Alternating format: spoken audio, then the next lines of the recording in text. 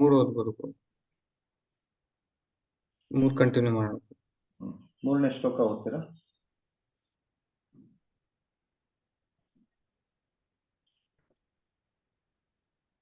ಹರೇ ಕೃಷ್ಣ. ಶ್ಲೋಕ 3. ಮನುಷ್ಯಾಣಾಂ ಸಹಸ್ರೇಷು. ಮೂರಾಗಿದೆ. ಈಗ ಮುಂದಿನ ಓದಿ. 3 ಆಗಿದೆಯಾ ಪ್ರಭು? ನಿನ್ನೆ 2 ಅಲ್ಲ? ನೀವು 2 ಆಯ್ತು, ಆದ್ರೆ ಮೂರನೇದು ಕೂಡ ನಾನು ಇದ್ರಲ್ಲಿ ಹೇಳಿದೆ. ಎಸ್ ಪ್ರಭು. ಓಕೆ.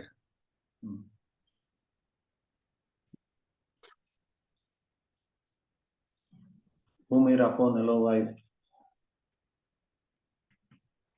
ಭೂಮಿರಪೋ ನಲೋ ವಾಯುಃ ಕಮ್ಮನೋ ಬುದ್ಧಿರೇವ ಚ ಅಹಂಕಾರ ಇತಿ ಯಂ ಮೇ ಭಿನ್ನ ಪ್ರಕೃತಿರಷ್ಟಧಾ. ಬೇರೆ ಯಾರನ್ನ ಓದ್ತೀರಾ?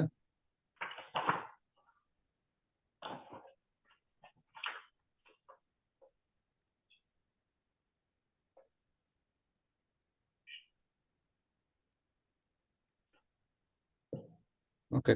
ಅನುವಾದ ಓದ್ಲಾ ಪ್ರಭು? ಹಾ ಪ್ರಭು ಓದಿ. ಅನುವಾದ.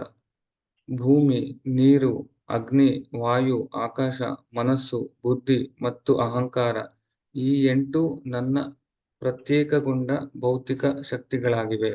ಭಾವಾರ್ಥ. ದೇವರ ವಿಜ್ಞಾನವು ಭಗವಂತನ ಸಹಜ ಸ್ವರೂಪವನ್ನು, ಅವನ ವಿವಿಧ ಶಕ್ತಿಗಳನ್ನು ವಿಶ್ಲೇಷಿಸುತ್ತದೆ. ಐಹಿಕ ಪ್ರಕೃತಿ ಅಥವಾ ಭಗವಂತನ ವಿವಿಧ ಪುರುಷ ವಿಸ್ತರಣೆಗಳಲ್ಲಿ ಅವನ ಶಕ್ತಿ ಯಾವ ರೀತಿ ಇರುತ್ತದೆಂಬುದನ್ನು ಸ್ವತಂತ್ರದಲ್ಲಿ ಹೀಗೆ ವರ್ಣಿಸಿದೆ. ತಾತ್ರದಲ್ಲಿ ಹೀಗೆ ವರ್ಣಿಸಿದೆ. ವಿಷ್ಣೋಸ್ತು ತ್ರೀಣಿ ರೂಪಾಣಿ ಪುರುಷಾಖ್ಯಾನ್ಯಥೋ ವಿದುಃ ಏಕಂ ತು ಮಹತಃ ಸ್ರಷ್ಟೃ ದ್ವಿತೀಯಂ ದ್ವಂಡ ಸಂಸ್ಥಿತಂ ತೃತೀಯಂ ಸರ್ವಭೂತಸ್ಥಂ ತಾನಿ ಜ್ಞಾತ್ವಾ ವಿಮುಚ್ಯತೆ. ಐಹಿಕ ಸೃಷ್ಟಿಗೆ ಶ್ರೀಕೃಷ್ಣನ ಸ್ವಾಂಶ ವಿಸ್ತರಣೆಯು 3 ವಿಷ್ಣು ರೂಪಗಳನ್ನು ತಳೆಯುತ್ತದೆ. ಮೊದಲನೆಯದಾದ ಮಹಾವಿಷ್ಣುವು ಮಹತ್ತತ್ವ ಎಂದು ಕರೆಯುವ ಒಟ್ಟು ಐಹಿಕ ಶಕ್ತಿಯನ್ನು ಸೃಷ್ಟಿಸುತ್ತಾನೆ. ಗರ್ಭೋದಕ್ಷಾಯಿ ವಿಷ್ಣು ಎರಡನೆಯವನು. ಅವನು ಎಲ್ಲಾ ಲೋಕಗಳಲ್ಲಿ ವೈವಿಧ್ಯವನ್ನು ಸೃಷ್ಟಿಸಲು ಅವುಗಳನ್ನು ಪ್ರವೇಶಿಸುತ್ತಾನೆ. ಮೂರನೆಯದಾದ ಕ್ಷೀರೋದಾಕ್ಷಾಯಿ ವಿಷ್ಣುವು ಸರ್ವಾಂತರ್ಯಾಮಿ ಪರಮಾತ್ಮನಾಗಿ ಎಲ್ಲಾ ಲೋಕಗಳಲ್ಲಿಯೂ ಹಬ್ಬಿದ್ದಾನೆ. ಅವನಿಗೆ ಪರಮಾತ್ಮನೆಂದು ಹೆಸರು. ಆತನು ಅಣುಗಳಲ್ಲಿಯೂ ಇದ್ದಾನೆ. ಈ 3 ವಿಷ್ಣು ರೂಪಗಳನ್ನು ಅರಿತವನು ಐಹಿಕ ಬಂಧನದಿಂದ ಮುಕ್ತನಾಗಬಲ್ಲ. ಐಹಿಕ ಜಗತ್ತು ಭಗವಂತನ ಶಕ್ತಿಗಳಲ್ಲಿ ಒಂದರ ತಾತ್ಕಾಲಿಕ ಅಭಿವ್ಯಕ್ತಿ. ಶ್ರೀಕೃಷ್ಣನ 3 ವಿಷ್ಣು ವಿಸ್ತರಣೆಗಳು ಐಹಿಕ ಜಗತ್ತಿನ ಎಲ್ಲಾ ಚಟುವಟಿಕೆಗಳನ್ನು ನಿರ್ದೇಶಿಸುತ್ತವೆ. ಈ ಪುರುಷರಿಗೆ ಅವತಾರಗಳೆಂದು ಹೆಸರು. ಸಾಮಾನ್ಯವಾಗಿ ಭಗವಂತನ ಕೃಷ್ಣನ ವಿಜ್ಞಾನವನ್ನು ತಿಳಿಯದವನು ಜೀವಿಗಳೇ ಪುರುಷರೆಂದು ಮತ್ತು ಐಹಿಕ ಜಗತ್ತು ಇರುವುದೇ ಜೀವಿಗಳ ಭೋಗಕ್ಕಾಗಿ ಎಂದು ಭಾವಿಸುತ್ತಾನೆ. ಪುರುಷ ಎಂದು ಶಬ್ದದ ಅರ್ಥ ಐಹಿಕ ಶಕ್ತಿಯ ಮೂಲ, ನಿಯಂತ್ರಕ ಮತ್ತು ಭೋಗಿ ಎಂಬುದಾಗಿದೆ. ಭಗವದ್ಗೀತೆಯ ಪ್ರಕಾರ ಈ ನಾಸ್ತಿಕ ನಿರ್ಣಯವುಳ್ಳ ಸುಳ್ಳು. ಪ್ರಸ್ತುತ ಶ್ಲೋಕದಲ್ಲಿ ಕೃಷ್ಣನು ಐಹಿಕ ಅಭಿವ್ಯಕ್ತಿಯ ಮೂಲ ಕಾರಣ ಎಂದು ಹೇಳಿದೆ. ಶ್ರೀಮದ್ ಭಾಗವತವು ಇದನ್ನು ದೃಢಪಡಿಸುತ್ತದೆ. ಐಹಿಕ ಅಭಿವ್ಯಕ್ತಿಯಲ್ಲಿ ಸೇರಿರುವ ಅಂಶಗಳು ಭಗವಂತನ ಪ್ರತ್ಯೇಕಗೊಂಡ ಶಕ್ತಿಗಳು. ನಿರಾಕಾರವಾದಿಗಳ ಅಂತಿಮ ಗುರಿಯಾದ ಬ್ರಹ್ಮಜ್ಯೋತಿಯು ಸಹ ಆಧ್ಯಾತ್ಮಿಕ ಗಗನದಲ್ಲಿ ಪ್ರಕಟಗೊಂಡ ಆಧ್ಯಾತ್ಮಿಕ ಶಕ್ತಿ. ವೈಕುಂಠ ಲೋಕಗಳಲ್ಲಿರುವಂತೆ ಬ್ರಹ್ಮಜ್ಯೋತಿಯಲ್ಲಿ ಆಧ್ಯಾತ್ಮಿಕ ಭಿನ್ನತೆಗಳೆಲ್ಲ. ನಿರಾಕಾರವಾದಿಯು ಈ ಬ್ರಹ್ಮಜ್ಯೋತಿಯನ್ನು ಅಂತಿಮ ನಿರಂತರ ಗುರಿಯೆಂದು ಸ್ವೀಕರಿಸುತ್ತಾನೆ. ಪರಮಾತ್ಮ ರೂಪವೂ ಸಹ ಕ್ಷೀರೋದಾಕ್ಷಾಯಿ ವಿಷ್ಣುವಿನ ತಾತ್ಕಾಲಿಕ ಸರ್ವಾಂತರ್ಯಾಮಿ ರೂಪ. ಪರಮಾತ್ಮ ರೂಪವು ಆಧ್ಯಾತ್ಮಿಕ ಜಗತ್ತಿನಲ್ಲಿ ನಿರಂತರವಾದುದಲ್ಲ. ಆದುದರಿಂದ ದೇವೋತ್ತಮ ಪರಮ ಪುರುಷ ಕೃಷ್ಣನೇ ವಾಸ್ತವವಾಗಿ ಪರಮ ಸತ್ಯ. ಆತನು ಪುಣ್ಯ ಚೈತನ್ಯ ಪುರುಷ. ಅವನಿಗೆ ಬೇರೆ ಬೇರೆ ಪ್ರತ್ಯೇಕಗೊಂಡ ಶಕ್ತಿಗಳು ಮತ್ತು ಅಂತರಂಗ ಶಕ್ತಿಗಳು ಇವೆ. ಮೇಲೆ ಹೇಳಿದಂತೆ ಐಹಿಕ ಶಕ್ತಿಯ ಪ್ರಧಾನ ರೂಪಗಳು 8. ಇವುಗಳಲ್ಲಿ ಮೊದಲನೆಯ ಐದಾದ ಭೂಮಿ, ನೀರು, ಅಗ್ನಿ, ಗಾಳಿ ಮತ್ತು ಆಕಾಶಗಳನ್ನು 5 ಮಹಾಸೃಷ್ಟಿಗಳು ಅಥವಾ ಸ್ಥೂಲ ಸೃಷ್ಟಿಗಳು ಎಂದು ಕರೆಯುತ್ತಾರೆ. ಅವುಗಳಲ್ಲಿ 5 ಇಂದ್ರಿಯ ವಸ್ತುಗಳೂ ಸೇರಿವೆ. ಇವು ಭೌತಿಕ ಶಕ್ತಿ, ಸ್ಪರ್ಶ, ರೂಪ, ರುಚಿ ಮತ್ತು ವಾಸನೆಗಳು. ಐಹಿಕ ವಿಜ್ಞಾನದಲ್ಲಿ ಇರುವುದು ಈ 10 ಅಂಶಗಳು, ಬೇರೇನೂ ಇಲ್ಲ. ಆದರೆ ಪ್ರಾಪಂಚಿಕವಾದಿಗಳು ಇನ್ನೂ 3 ಅಂಶಗಳಾದ ಮನಸ್ಸು, ಬುದ್ಧಿಶಕ್ತಿ ಮತ್ತು ಅಹಂಕಾರಗಳನ್ನು ಸಂಪೂರ್ಣವಾಗಿ ಅಲಕ್ಷ್ಯ ಮಾಡುತ್ತಾರೆ. ಮಾನಸಿಕ ಚಟುವಟಿಕೆಗಳಲ್ಲಿ ವಿವೇಚಿಸುವ ತತ್ವಜ್ಞಾನಿಗಳಿಗೂ ಸಹ ಪರಿಪೂರ್ಣ ಜ್ಞಾನವಿರುವುದಿಲ್ಲ, ಏಕೆಂದರೆ ಅವರಿಗೆ ಕಟ್ಟಕಡೆಯ ಮೂಲವಾದ ಕೃಷ್ಣನ ತಿಳಿದಿಲ್ಲ. ನಾನು ಇದ್ದೇನೆ ಮತ್ತು ಇದು ನನ್ನದು. ಇವು ಐಹಿಕ ಅಸ್ತಿತ್ವದ ಮೂಲತತ್ವ. ಇದು ಮಿಥ್ಯಾಹಂಕಾರ. ಈ ಮಿಥ್ಯಾಹಂಕಾರದಲ್ಲಿ ಐಹಿಕ ಚಟುವಟಿಕೆಗಳ 10 ಇಂದ್ರಿಯಗಳು ಇವೆ.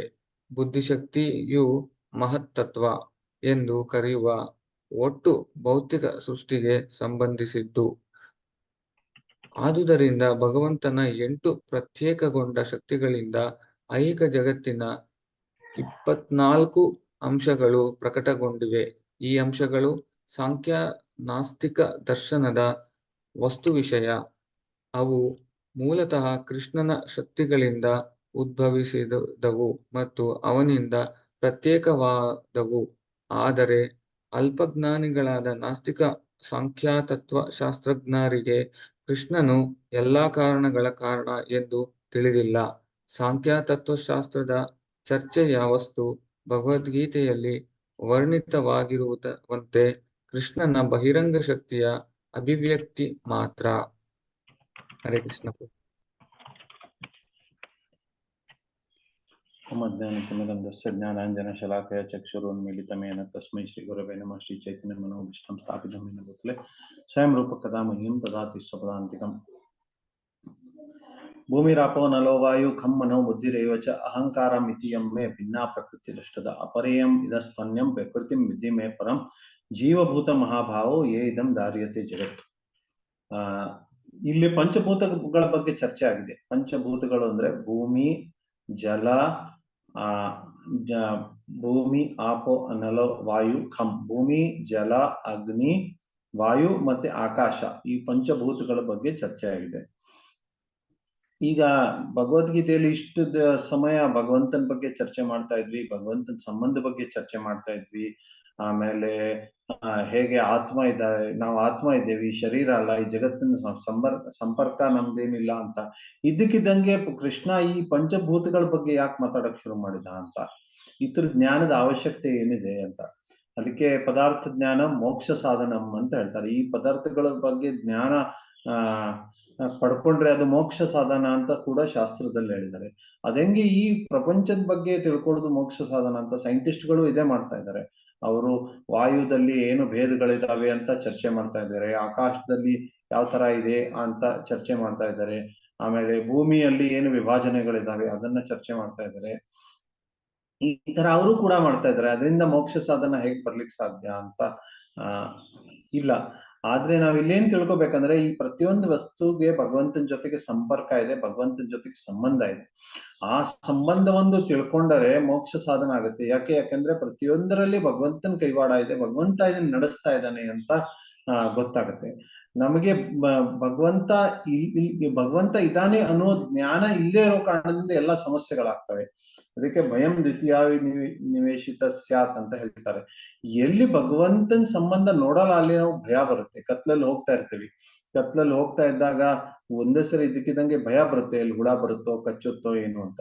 ಆದ್ರೆ ಯಾರಿಗೆ ಎಲ್ಲಾ ಕಡೆ ಭಗವಂತ ಇದ್ದಾನೆ, ಎಲ್ಲಾದ್ರಲ್ಲಿ ಭಗವಂತಂತೆ ಕೈವಾರ ನಡೀತಾ ಇದೆ ಅಂತ ಗೊತ್ತಾದ್ರೆ ಅವ್ರಿಗೆ ಭಯ ಇರಲ್ಲ ಈ ವಿಷಯದಲ್ಲಿ.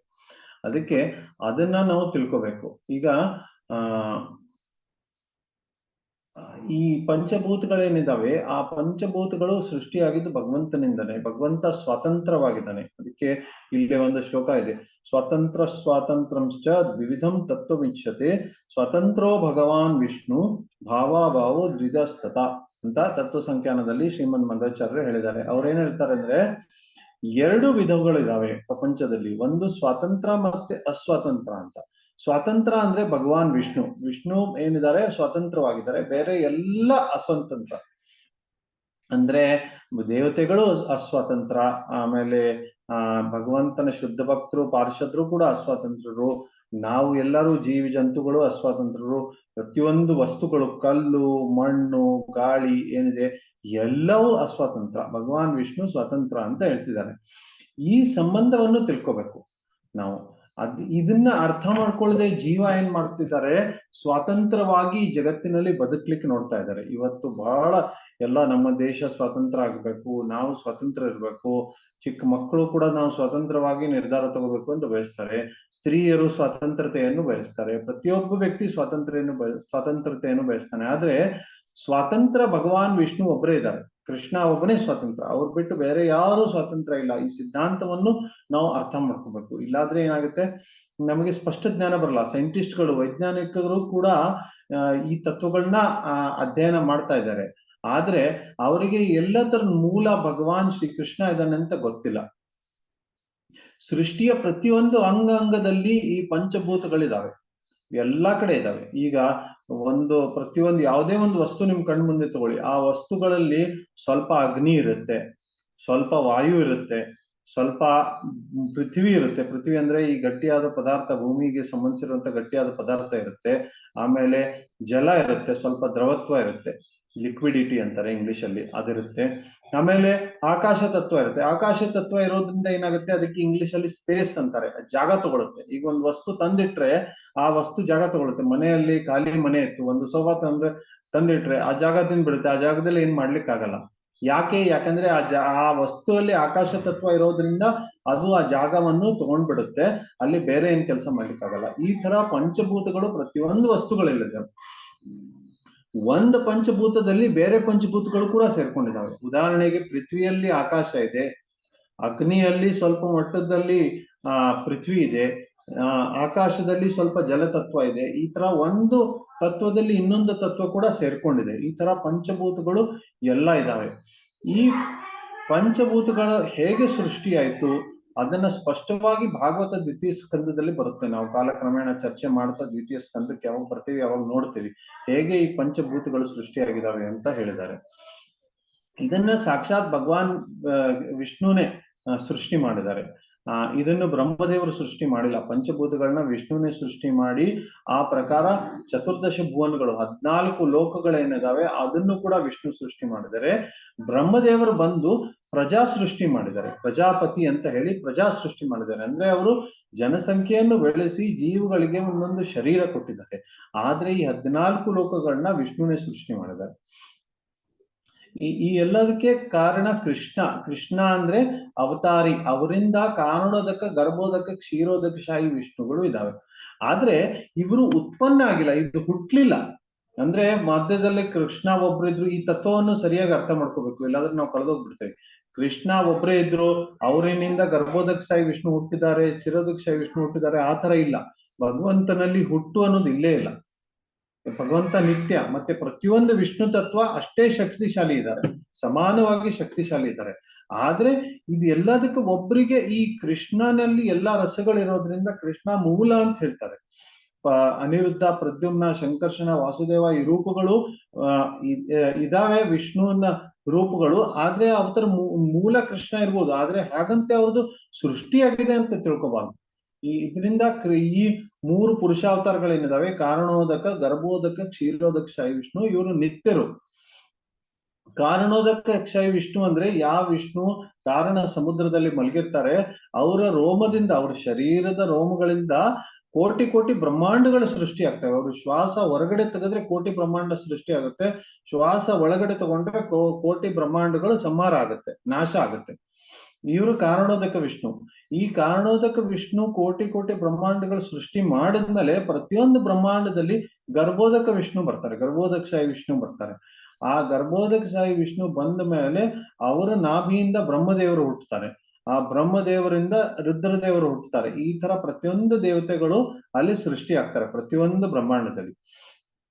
ಈಗ ಬ್ರಹ್ಮಾಂಡ ಸೃಷ್ಟಿ ಆಯ್ತು, ಅದರಲ್ಲಿ ಬಹಳಷ್ಟು ವಸ್ತುಗಳು ಬಂದಿದಾವೆ. ಆ ವಸ್ತುಗಳಲ್ಲಿ ಏನು ವಸ್ತುಗಳಲ್ಲಿ ಶಕ್ತಿ ಇರಬೇಕು. ಈಗ ಉದಾಹರಣೆಗೆ ಒಂದು ಕಲ್ಲಿರುತ್ತೆ, ಕಲ್ಲು ತಗೊಂಡು ನಾವು ಏನಾದ್ರೂ ಜಜ್ಜಿದ್ರೆ ಅದು ಪುಡಿ ಆಗುತ್ತೆ. ಆ ಪುಡಿ ಆಗ್ಲಿಕ್ಕೆ ಆ ಕಲ್ಲಿನಲ್ಲಿ ಶಕ್ತಿ ಬರಬೇಕು. ಆ ಕಲ್ಲಿನಲ್ಲಿ ಶಕ್ತಿ ಪುಡಿ ಆಗ್ಲಿಕ್ಕೆ ಎಲ್ಲಿಂದ ಬಂತು?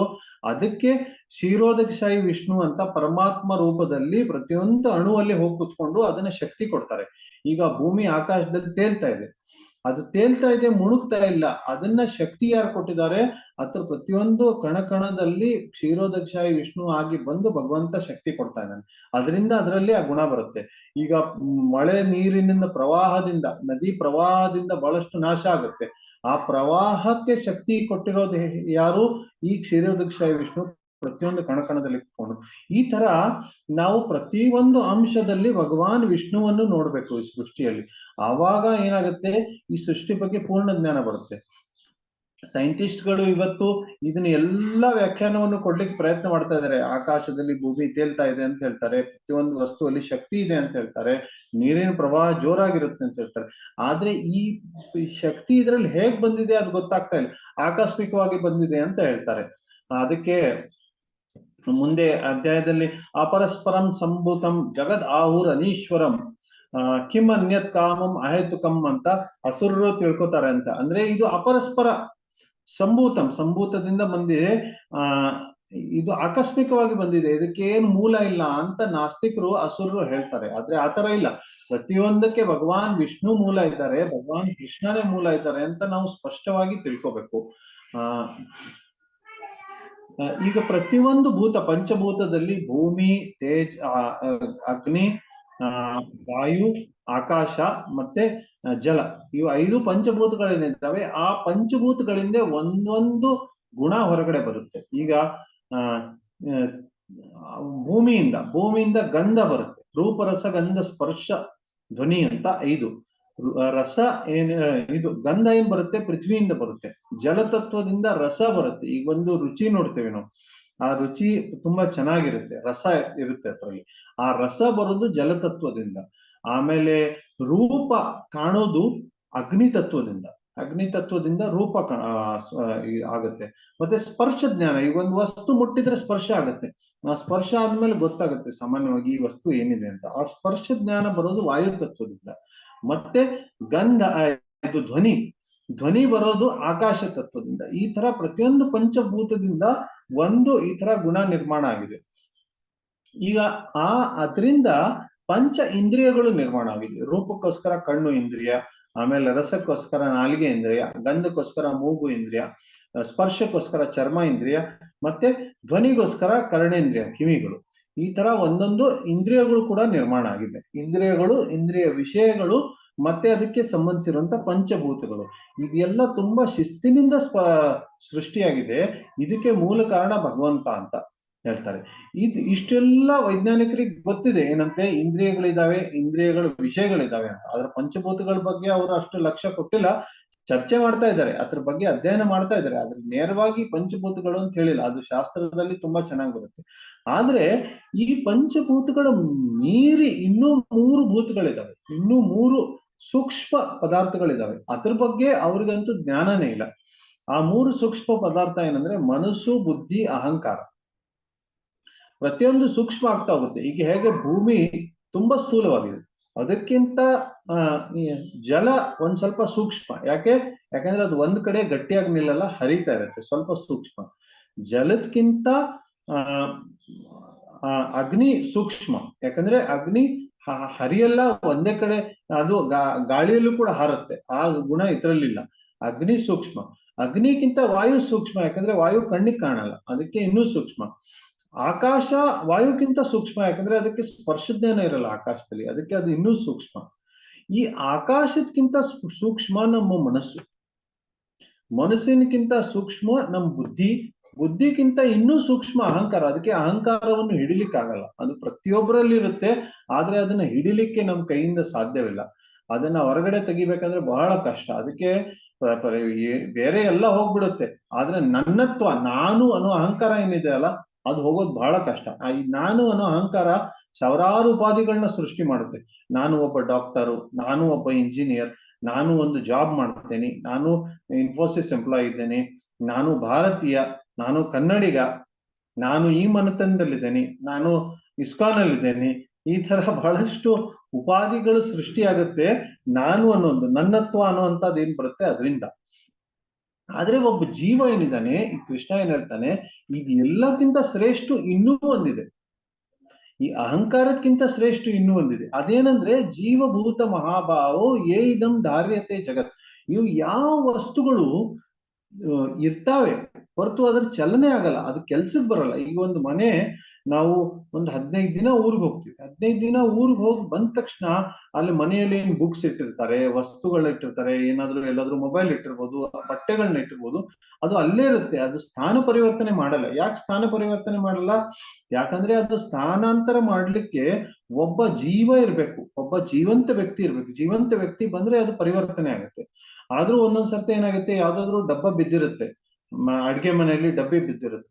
ಈ ಡಬ್ಬೆ ಹೇಗ್ ಬಿತ್ತು ಅಂತ ಕಲ್ಪನೆ, ಬಹುಶಃ ಇಲಿ ಬಂದಿರ್ಬೇಕು ಅಂತ ಹೇಳ್ತಾರೆ. ಜೀವ ಬೇಕೇ ಬೇಕು ಅದಕ್ಕೆ. ಯಾವ ಜೀವ ಬರ್ಲಿಲ್ಲ ಮನೆಯಲ್ಲಿ ಅಂದ್ರೆ ಈ ತರ ಸ್ಥಾನ ಪರಿವರ್ತನೆ ಆಗಲ್ಲ. ಅದಕ್ಕೆ ಜೀವಭೂತ ಮಹಾಭಾವೋ ಏದಂ ಧಾರ್ಯತೆ ಜಗತ್. ಈ ಜಗತ್ತನ್ನ ಧಾರಣೆ ಮಾಡ್ತಿರೋದು ಈ ಜೀವಭೂತ. ಅದಕ್ಕೆ ಈ ಪ್ರತಿಯೊಂದು ಪರಿವರ್ತನೆಗೆ ಹಿಂದೆ ಒಂದು ಜೀವ ಇರಬೇಕು. ಅದೇ ತರ ಈ ಸೃಷ್ಟಿ ಪರಿವರ್ತನೆ, ಸೃಷ್ಟಿ ಸೃಜನ ಮತ್ತೆ ವಿನಾಶ ಏನಿದೆ, ಇದಕ್ಕೂ ಕೂಡ ಒಂದು ದೊಡ್ಡ ಜೀವ ಇರಬೇಕು. ಆ ದೊಡ್ಡ ಜೀವದ ಬಗ್ಗೆ ಇವಾಗ ಚರ್ಚೆ ಆಗೋದಿದೆ. ಏನಂತೆ, ಆ ಏತದ್ ಯೋನೀನಿ ಭೂತಾನಿ ಅಹಂ ಕೃಷ್ಣಸ್ಯ ಜಗತ, ನಾನು ಆ ಕೃಷ್ಣನ್ ರೂಪದಲ್ಲಿ ಬಂದು ಅದನ್ನ ಸೃಷ್ಟಿ ಮಾಡ್ತಿದ್ದೇನೆ ಅಂತ ಭಗವಂತ ಹೇಳ್ತಾನೆ. ಅದಕ್ಕೆ ಇದನ್ನ ನಾವು ಸ್ಪಷ್ಟವಾಗಿ ಅರ್ಥ ಮಾಡ್ಕೋಬೇಕು. ಎಲ್ಲದರಲ್ಲಿ ಮೂಲ ಭಗವಂತ ಅಂತ. ಸೈಂಟಿಸ್ಟ್ಗಳು ದೊಡ್ಡ ದೊಡ್ಡ ಥೆರಿಗಳು ಕೊಡ್ತಾರೆ, ಬಿಗ್ ಬ್ಯಾಂಗ್ ಥೆರಿ ಅಂತ. ಅಂದ್ರೆ ಏನೂ ಇರ್ಲಿಲ್ಲ, ಒಂದೇ ಸರ್ತೆ ಏನೂ ಇಲ್ಲದೆ ಇರೋದ್ರಲ್ಲಿ ಒಂದು ವಿಸ್ಫೋಟ ಆಯ್ತು. ಏನೂ ಇಲ್ಲೋದ್ರಲ್ಲಿ ಏನೂ ಇಲ್ಲದೆ ಇಲ್ಲ, ಸಮಯ ಕೂಡ ಇಲ್ಲ, ಯಾವಾಗ ಆಯ್ತು ಆ ಸಮಯದಲ್ಲಿ ಏನೂ ಇಲ್ಲದೆ ಇರುವಂತ ವಸ್ತು ವಿಸ್ಫೋಟ ಆಯ್ತು. ಏನೂ ಇಲ್ಲದೆ ಇರುವಂತ ವಸ್ತು ವಿಸ್ಫೋಟ ಆಗಿ ಅದರಿಂದ ಎಲ್ಲಾ ಬಂದಿದೆ. ಏನಾದ್ರೂ ಅರ್ಥ ಆಯ್ತಾ? ಇದು ನಮ್ಮ PhD ಸೈಂಟಿಸ್ಟ್ಗಳು ಇದನ್ನ ಹೇಳಿ ಈ ಪ್ರತಿಪಾದನೆಗೆ ದೊಡ್ಡ ದೊಡ್ಡ ಪ್ರಶಸ್ತಿಯನ್ನು ಪಡೆದಿದ್ದಾರೆ. ಇದು ಅರ್ಥ ಆಗದೆ ಇರುವಂತ ತತ್ವದ ಬಗ್ಗೆ, ಅರ್ಥ ಆಗದೆ ಇರುವಂತ ವಿಚಾರಧಾರೆಗೆ ದೊಡ್ಡ ದೊಡ್ಡ PhD ಅನ್ನು ಪಡೆದಿದ್ದಾರೆ. ಇಲ್ಲಿ ಕೃಷ್ಣ ಎಷ್ಟು ಸ್ಪಷ್ಟವಾಗಿ ಹೇಳ್ತಿದ್ದಾನೆ, ಇದು ಜಾಸ್ತಿ ಅರ್ಥ ಆಗುತ್ತೆ. ಏನಂತೆ, ಭಗವಂತನ ಪ್ರಯತ್ನದಿಂದ ಭೂಮಿ ಸೃಷ್ಟಿಯಾಗಿದೆ, ಆಕಾಶ ಸೃಷ್ಟಿಯಾಗಿದೆ, ವಾಯು ಸೃಷ್ಟಿಯಾಗಿದೆ, ಇದರಿಂದ ಚತುರ್ದಶ ಭುವನಗಳು ಸೃಷ್ಟಿಯಾಗಿದ್ದಾವೆ, ಬ್ರಹ್ಮದೇವರು ಸೃಷ್ಟಿಯಾಗಿದೆ. ಇದು ಎಷ್ಟು ಸ್ಪಷ್ಟವಾಗಿ ಅರ್ಥ ಆಗ್ತಾ ಇದೆ. ಆದ್ರೆ ಇದನ್ನು ಗುರುತಿಸಿ ಇದಕ್ಕೆ ನೊಬೆಲ್ ಪ್ರೈಸ್ ಕೊಡುವಂತವ್ರು ಯಾರಿಲ್ಲ. ಅದು ಇವತ್ತಿನ ಪರಿಸ್ಥಿತಿ. ಅಜ್ಞಾನದ್ದು ಶಿಖರ ಇವತ್ತು. ಅದಕ್ಕೆ ಇದರಿಂದ ಜ್ಞಾನ ಬರಲ್ಲ. ಯಾವಾಗ ಹೇಗೆ ಒಂದು ವಸ್ತು ಮನೆಯಲ್ಲಿ ಯಾರು ಬರ್ಲಿಲ್ಲ ಅಂದ್ರೆ ಸ್ಥಾನಾಂತರ ಆಗಲ್ಲ, ಅದೇ ತರ ಇಡೀ ಪ್ರಪಂಚ ಸ್ಥಾನಾಂತರ ಆಗ್ಬೇಕು, ಸೃಷ್ಟಿ ಆಗ್ಬೇಕು ಅಂದ್ರೆ ಅದರ ಹಿಂದೆ ಒಂದು ಜೀವ ಇರ್ಬೇಕು. ಆ ಜೀವ ಅಂದ್ರೆ ಸಾಕ್ಷಾತ್ ಭಗವಂತನೇ. ಆ ಭಗವಂತನ ಅಸ್ತಿತ್ವದಲ್ಲಿ, ಅವ್ರ ನೇತೃತ್ವದಲ್ಲಿ ಈ ಎಲ್ಲ ಪರಿವರ್ತನೆಗಳಾಗ್ತವೆ. ಈ ತತ್ವವನ್ನು ಅರ್ಥ ಮಾಡ್ಕೊಂಡ್ರೆ ಈ ಭಗವದ್ಗೀತೆಯ ವಿಷಯ ಯಾರು, ಕೃಷ್ಣ, ಅದನ್ನ ನಾವು ತಿಳ್ಕೊಳಕ್ ಸಾಧ್ಯ. ಅದಕ್ಕೆ ಈ ವಿಷಯಗಳ ಬಗ್ಗೆ ಕೂಡ ಜ್ಞಾನ ಜನರಿಗೆ ಇರಬೇಕು. ನಾವು ಬರೀ ನಾವು ಭಗವಂತನ ಲೀಲೆ ಸ್ಮರಣೆ ಮಾಡ್ತೇವಿ, ಗೋಲೋಕ ವೃಂದಾವನದ ಲೀಲೆ ಸ್ಮರಣೆ ಮಾಡ್ತೇವಿ, ರಾಸ ಲೀಲೆ ಸ್ಮರಣೆ ಮಾಡ್ತೇವಿ, ಭಗವದ್ಗೀತೆ ನಮ್ ಲೆವೆಲ್ ಅಲ್ಲ ರೀ ಅಂತ ಯಾವ ಕಾರಣಕ್ಕೂ ತಿಳ್ಕೊಬಾರ್ದು. ನಾವಿನ್ನು ಭಗವಂತನ ಲೀಲೆ ಸ್ಮರಣೆ ಸ್ತರದಲ್ಲಿ ಬಂದಿಲ್ಲ. ನಮಗೆ ಇನ್ನು ಭಗವಂತನ ತತ್ವಜ್ಞಾನ ಬೇಕು. ಅದಕ್ಕೋಸ್ಕರ ಈ ಪ್ರತಿಯೊಂದು ತತ್ವ ಏನಿದೆ, ಹೇಗೆ ಸೃಷ್ಟಿಯಾಗಿದೆ, ಅದಕ್ಕೆ ಭಗವಂತನ ಏನು ಸಂಬಂಧ ಅಂತ ಸ್ಪಷ್ಟವಾಗಿ ತಿಳ್ಕೊಬೇಕು. ಅದಾದ್ಮೇಲೆ ನಾವು ಭಗವಂತನ ಲೀಲೆಗಳ ಬಗ್ಗೆ ನೇರವಾಗಿ ಅಧ್ಯಯನ ಮಾಡೋಣ. ವಾಸ್ತವಿಕವಾಗಿ ಹೇಳ್ಬೇಕಂದ್ರೆ ಕುರುಕ್ಷೇತ್ರದಲ್ಲಿ ಈ ಉಪದೇಶ ಕೊಟ್ಟಿರುವಂತ, ಈ ಭಗವಂತ ಕೊಟ್ಟಿರುವಂತ ಈ ಉಪದೇಶಗಳು ಮತ್ತೆ ಭಾಗವತದಲ್ಲಿರುವಂತ ಭಗವಂತನ ಉಪದೇಶಗಳ ಬಗ್ಗೆ ಮಧ್ಯದಲ್ಲಿ ಏನೂ ವ್ಯತ್ಯಾಸ ಇಲ್ಲ, ಎರಡೂ ಒಂದೇನೆ. ಅದಕ್ಕೆ ಅಷ್ಟೇ ಗಂಭೀರವಾಗಿ ಎರಡರದ್ದು ಅಧ್ಯಯನ ಮಾಡಬೇಕು. ಇದನ್ನ ನಾವು ಇದರಿಂದ ತಿಳಿಬಹುದು. हरे कृष्णा। हिंदी में बताऊंगा मैं।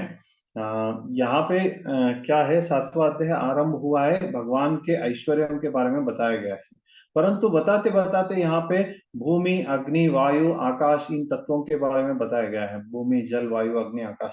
अब इसकी क्या जरूरत है, यह विचार है। भगवान के बारे में चर्चा करते समय इसकी क्या जरूरत है? नहीं, पदार्थ ज्ञानम मोक्ष साधनम, ये सब पदार्थों का ज्ञान है, ये भी मोक्ष साधन है, ऐसे शास्त्रों में बताया गया है। क्यों?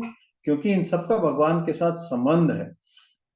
स्वातंत्रम अस्वातंत्रम च, तत्व संख्या में मध्वाचार्य कहते हैं कि दो तरह के भेद है, एक है स्वतंत्र और दूसरा है अस्वातंत्र। स्वतंत्र जो है भगवान विष्णु, विष्णु के अतिरिक्त कोई भी हो, भगवान के शुद्ध भक्त हो या फिर देवता हो या फिर हम जैसे जीव हो या फिर यहाँ पे कोई पत्थर, मिट्टी, कोई भी वस्तु हो, हर कुछ सब कुछ अस्वातंत्र है, सब कुछ भगवान विष्णु पे आधारित है। बड़े बड़े साइंटिस्ट, पीएचडी लोग इन सब का अध्ययन करते हैं, मिट्टी का अध्ययन करते हैं, पत्थर का अध्ययन करते हैं, पेड़ पौधों का अध्ययन करते हैं, परंतु इन सब का भगवान विष्णु के साथ संबंध इस विषय में उनको पता नहीं है। ये पंचभूत कैसे सृष्टि हुए, विस्तार में भागवत के दूसरे स्कंद में बताया गया है। इन पंचभूतों की सृष्टि भगवान ही करते हैं, और फिर उसके बाद चतुर्दश भुवन जो है, 14 लोग जो है, उनकी सृष्टि भगवान ही करते हैं। ब्रह्मा जी जो है प्रजा की सृष्टि करते हैं, केवल प्रजा का निर्माण, केवल प्रजा का निर्माण करते हैं, प्रजा की सृष्टि करते हैं बाकी चीज। तो कृष्ण जो है कारुणोदक, गर्भोदक, क्षीरोदक, शाही विष्णु, ये 3 रूपों में प्रकट होते हैं। प्रकट का अर्थ है क्या है कि वे इन ये रूपों का जन्म नहीं होता, जन्म भगवान का कभी नहीं होता। ये सारे रूप जो है बहुत भगवान के जितने ही शक्तिशाली है, वो स्वयं भगवान है, तो इनमें कोई भेद हम नहीं कर सकते, परंतु इनका मूल जो है कृष्ण है, इतना ही कह सकते हैं। हम ये नहीं कह सकते कि इनकी रचना हुई है। और फिर कारणोदक साई विष्णु के रोम से जो रोम से कोटि कोटि ब्रह्मांड प्रकट होते हैं, हर एक ब्रह्मांड में गर्भोदक साई विष्णु के रूप में स्वयं भगवान आ जाते हैं और सृष्टि की रचना वो अपने नेतृत्व से करते हैं।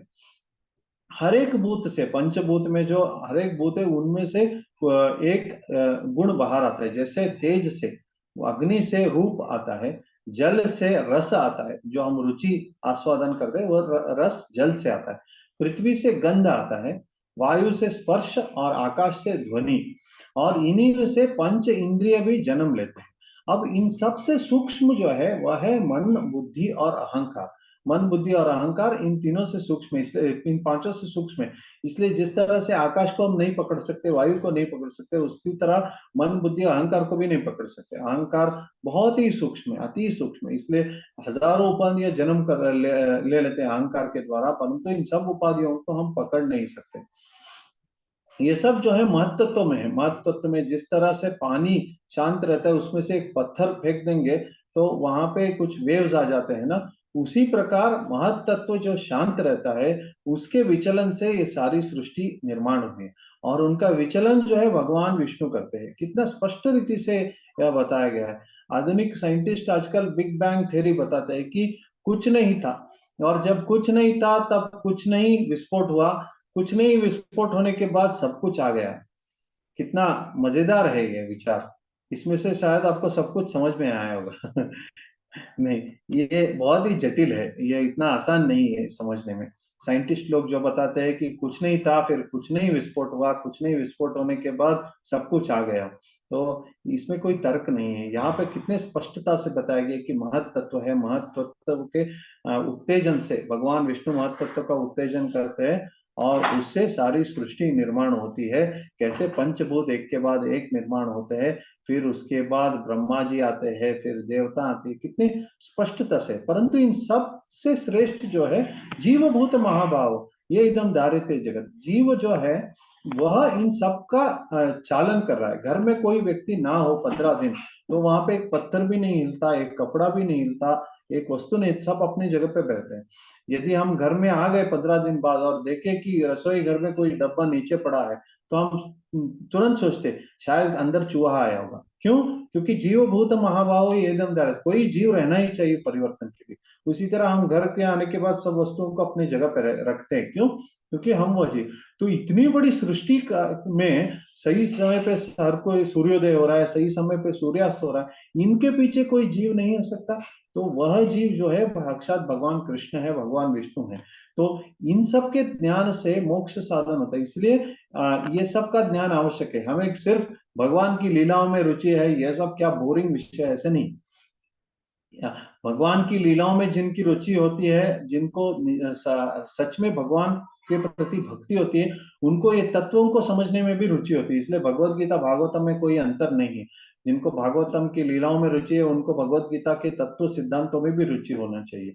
तो ये कुछ चीजें हैं जो आज के श्लोक से समझ में ಏನಾದ್ರೂ ಪ್ರಶ್ನೆ ಇದೆ ಕೇಳಬಹುದು ಈಗ. हरे कृष्णा प्रभु जी। प्रभु जी, आपने महत्तत्व बोला ना, वो क्या है? और ऐसे कहते हैं ना कि कृष्ण में से विष्णु निकले हैं। आप प्लीज स्पष्ट कीजिए मुझे पूरा। जी माता जी, क्षमा, एक मिनट, वीडियो ऑफ हुआ है, कुछ काम चल रहा है, फिर भी मैं बताता हूँ। देखिए, वास्तविकता में कृष्ण और विष्णु में कोई अंतर नहीं, दोनों भगवान ही हैं।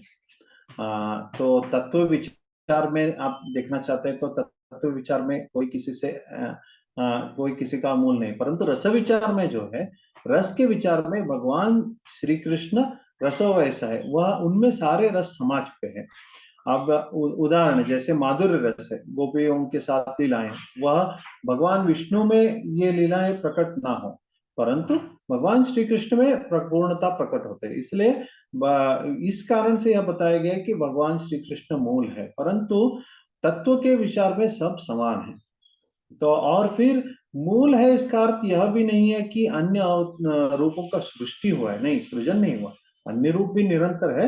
सिर्फ हम रस के हिसाब से देख रहे हैं कि इनमें ज्यादा रस प्रकट हो रहे। नरसिंह देव में हम ये नहीं कह सकते कि माधुर्य रस हो ना हो, उनमें सब रस रहते, परंतु वो प्रकट नहीं करते, प्रकट केवल कृष्ण करते। इसलिए इस कारण से आप देखेंगे कि कृष्ण मूल है इन सबका। ಇಲ್ಲಿ ಮಾತಾಜಿ ಕೇಳಿದ ಪ್ರಶ್ನೆ ಏನಂದ್ರೆ, ವಿಷ್ಣುನಿಂದ ಕೃಷ್ಣ ಬಂದಿದ್ದಾರೋ ಕೃಷ್ಣನಿಂದ ವಿಷ್ಣು ಬಂದಿದ್ದಾರೋ ಅಂತ. ವಾಸ್ತವಿಕವಾಗಿ ಹೇಳ್ಬೇಕಂದ್ರೆ ಕೃಷ್ಣ ವಿಷ್ಣು ತತ್ವ ಎಲ್ಲರದು ಒಂದೇ, ವಿಷ್ಣು ತತ್ವನೇ, ಎಲ್ಲಾ ತಾತ್ವಿಕ ರೂಪದಲ್ಲಿ ಇಬ್ಬರಲ್ಲಿ ಏನೂ ಅಂತರ ಇಲ್ಲ. ರಸ ವಿಚಾರದಲ್ಲಿ ಕೃಷ್ಣ ಒಂದ್ ಸ್ವಲ್ಪ ಅಧಿಕ ರಸಗಳನ್ನ ಪ್ರಕಟ ಮಾಡಿದ್ದಾರೆ. ನರಸಿಂಹದೇವರಲ್ಲಿ ಮಾಧುರ್ಯ ರಸ ಪ್ರಕಟ ಆಗಿಲ್ಲ ಹೊರಗಡೆ, ಆದ್ರೆ ಕೃಷ್ಣನಲ್ಲಿ ಮಾಧುರ್ಯ ರಸ ಗೋಪಿಗಳಲ್ಲಿ ಪ್ರಕಟ ಆಗಿದೆ ಹೊರಗಡೆ. ಆ ಕಾರಣದಿಂದ ಅಧಿಕ ರಸಗಳನ್ನ ಪ್ರದರ್ಶನೆ ಮಾಡಿರೋ ಕಾರಣದಿಂದ ಕೃಷ್ಣನಿಗೆ ಮೂಲ ಅಂತಾರೆ, ಹೊರತು ಈ ಬೇರೆ ಅವತಾರಗಳು ಸೃಷ್ಟಿ ಯಾವ ಕಾರಣಕ್ಕೂ ಆಗಿಲ್ಲ, ಎಲ್ಲವೂ ನಿತ್ಯನೇ ಅಂತ ಈ ತರ ಅರ್ಥ ಮಾಡ್ತೀವಿ.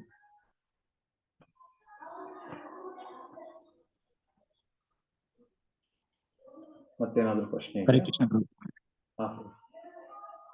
ಹರೇ ಕೃಷ್ಣ ಪ್ರಭು. ಪ್ರಭು, ನೀವು ಪಂಚಭೂತ ಹೇಳಿದ್ರಿ, ಭೂಮಿ, ಜಲ, ಅಗ್ನಿ, ವಾಯು, ಅಂದ್ರೆ ಗಂಧ, ರಸ, ರೂಪ, ಸ್ಪರ್ಶ, ಧ್ವನಿ ಒಂದು ಆರ್ಡರ್ ಅಲ್ಲಿ ಅರೇಂಜ್ ಆಗಿದೆ. ಅದೇ ತರ ಮನಸ್ಸು, ಬುದ್ಧಿ, ಅಹಂಕಾರ ಮತ್ತು ಜೀವ ಎಲ್ಲದಲ್ಲಿ ಸರ್ವಶ್ರೇಷ್ಠ ಮತ್ತೆ ಸೂಕ್ಷ್ಮ ಅಷ್ಟೇ, ಅದು ಮೋಸ್ಟ್ ಸೂಕ್ಷ್ಮ. ಈಗ ಇದರಲ್ಲಿ ಒಂದು ನಾವು ನೋಡಿದ್ರೆ ಆರ್ಡರ್ ವೈಸ್ ಅರೇಂಜ್ ಆಗಿದೆ, ಎಲ್ಲಾನು ಶ್ರೇಷ್ಠ ಅನ್ಸುತ್ತೆ. ಬಟ್ ಈ ಅಹಂಕಾರ ಯಾಕೆ ಆಡ್ ಒನ್ ಔಟ್ ಅಂತ ನಾವು ಯೋಚನೆ ಮಾಡ್ತೀವಲ್ಲ, ಅಂದ್ರೆ ಒಂದು ಭಿನ್ನವಾಗಿದೆ ಅಂತ. ಅಹಂಕಾರ ಏನಿದೆ ಪ್ರಭು, ಪ್ರತಿಯೊಬ್ಬರಲ್ಲಿ ಒಂದು ಸ್ಪೆಷಲ್ ಗುಣ ಇದೆ, ಪ್ರತಿಯೊಂದರಲ್ಲಿ ಒಂದು ವಿಶೇಷ ಗುಣ ಇದೆ. ಈಗ ನೀರಿನಲ್ಲಿ ಹರಿಯೋ ಗುಣ ಇದೆ, ಆ ಹರಿಯೋ ಗುಣ ಕಲ್ಲಿನಲ್ಲಿ ಇರಲ್ಲ. ಅದಕ್ಕೆ ಪೃಥ್ವಿಗಿಂತ ಒಂದು ಸ್ವಲ್ಪ ಸೂಕ್ಷ್ಮ ಇರೋದ್ರಿಂದ ಸೂಕ್ಷ್ಮತೆ ಹೇಗೆ ಪ್ರದರ್ಶನ ಆಗುತ್ತೆ, ಹರಿಯೋ ರೂಪದಲ್ಲಿ ಪ್ರದರ್ಶನ. ಈಗ ವಾಯು ಏನಿದೆ ಅದು ಭೂಮಿ ಬಿಟ್ಟು ಮೇಲೆ ಆಕಾಶದಲ್ಲೂ ಕೂಡ ಹಾರುತ್ತೆ, ಯಾಕಂದ್ರೆ ಆ ಸೂಕ್ಷ್ಮತೆ ಏನಿದೆ ಆ ರೂಪದಲ್ಲಿ ಪ್ರದರ್ಶನ ಆಗುತ್ತೆ, ಆಕಾಶದಲ್ಲಿ ಹಾರೋ ತರ. ಅದೇ ತರ ಮನಸ್ಸು ಏನಿದೆ ಅದು ಆಪ್ಷನ್ಸ್ ಕೊಡ್ತಾ ಇರುತ್ತೆ, ಈ ಆಪ್ಷನ್ ತಗೊಳ್ಳಿ, ಆ ಆಪ್ಷನ್ ತಗೊಳ್ಳಿ, ಇದ್ ಮಾಡಿ ಅದ್ ಮಾಡಿ, ಟೆಂಪಲ್ಗೆ ಹೋಗ್ಬೇಡಿ, ಎಲ್ಲ ಆಪ್ಷನ್ಸ್ ಕೊಡ್ತಾ ಇರುತ್ತೆ. ಬುದ್ಧಿಯಿಂದ ಏನಾಗುತ್ತೆ, ಆ ಆಪ್ಷನ್ಸ್ ಅಲ್ಲಿ ಒಂದು ಸೆಲೆಕ್ಟ್ ಮಾಡ್ತೇವೆ. ಅದನ್ನ ಆ ಒಂದು ಸೆಲೆಕ್ಟ್ ಮಾಡುವಂತ ಗುಣ ಏನಿದೆ ಬುದ್ಧಿಯಲ್ಲಿದೆ. ಈಗ ನಾವು ಬುದ್ಧಿ ಯೂಸ್ ಮಾಡ್ಲಿಲ್ಲ ಅಂದ್ರೆ ಏನಾಗುತ್ತೆ, ಇಂದ್ರಿಯಗಳು ಫೋರ್ಸ್ ಮಾಡ್ತವೆ ನಮ್ಗೆ ಆಪ್ಷನ್ ಸೆಲೆಕ್ಟ್ ಮಾಡ್ಲಿಕ್ಕೆ. ಈ ತರ ಸಿಸ್ಟಮ್ ಇದೆ. ಈಗ ಆ ಮನಸ್ಸಿದೆ, ಬುದ್ಧಿ ಇದೆ, ಈ ಬುದ್ಧಿ ಕಂಟ್ರೋಲ್ ಆಗ್ತಿರೋದು ಅಹಂಕಾರದಿಂದ. ಅಹಂಕಾರದಿಂದ ಅಂದ್ರೆ ಏನು, ನಾನು ಒಬ್ಬ ಇಂಜಿನಿಯರ್, ನಾನು ಇಂಜಿನಿಯರ್ ಆಗಿ ಇವತ್ತು ಆಫೀಸ್ಗೆ ಹೋಗ್ಬೇಕು, ಈಗ ಟೆಂಪಲ್ಗೆ ಬಂದಿರ್ತೀವಿ, ಅಲ್ಲಿ ಕಸ ಗುಡಿಸೋ ಸೇವೆ ಇರುತ್ತೆ. ನಮ್ಮ ಅಹಂಕಾರ ಹೇಳುತ್ತೆ ಏನಂತೆ, ನೀನ್ ಇಂಜಿನಿಯರ್ ಆಗಿದೀಯಾ, ನೀನ್ ಯಾಕೆ ಕಸ ಗುಡಿಸೋ ಸೇವೆ ಮಾಡ್ಕೊಂತ? ಅವಾಗ ತಕ್ಷಣ ಏನಾಗುತ್ತೆ, ಚೇತನೆ ಚೇಂಜ್ ಆಗುತ್ತೆ, ಓ ಈ ಕೆಲಸ ಮಾಡಬಾರ್ದಲ್ಲ ನಾನು ಅಂತ.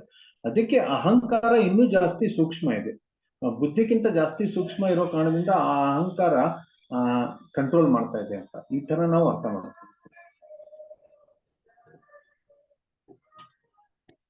ಹರೇ ಕೃಷ್ಣ ಪ್ರಭು, ಅದೇ ನಂಗೆ ಅರ್ಥ ಆಯ್ತು, ಎಲ್ಲಾನು ಪಾಸಿಟಿವ್ ಅನ್ಸುತ್ತೆ, ಬಟ್ ಅಹಂಕಾರ ಯಾಕೆ ನೆಗೆಟಿವ್ ಒಂದು ಕೊಡುತ್ತೆ, ಎನರ್ಜಿ ಕೊಡುತ್ತೆ ಅಂತ? ವಾಸ್ತವಿಕವಾಗಿ ಎಲ್ಲ ನೆಗೆಟಿವ್ನೇ ಇದೆ ಪ್ರಭು ಈ ಜಗತ್ತಿನಲ್ಲಿ.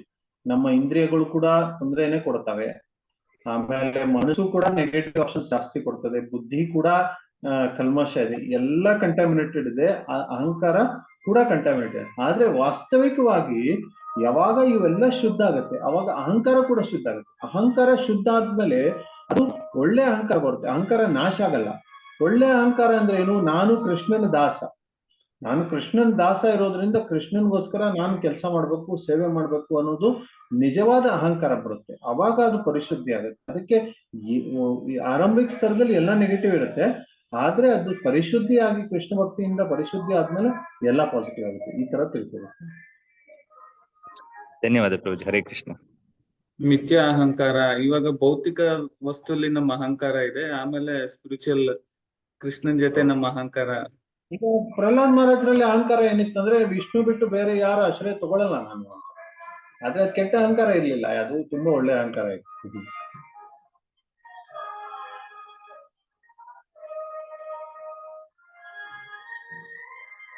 ಮತ್ತೆ ಏನಾದ್ರು ಪ್ರಶ್ನೆ ಇದ್ರೆ ಕೇಳ್ಬೋದು.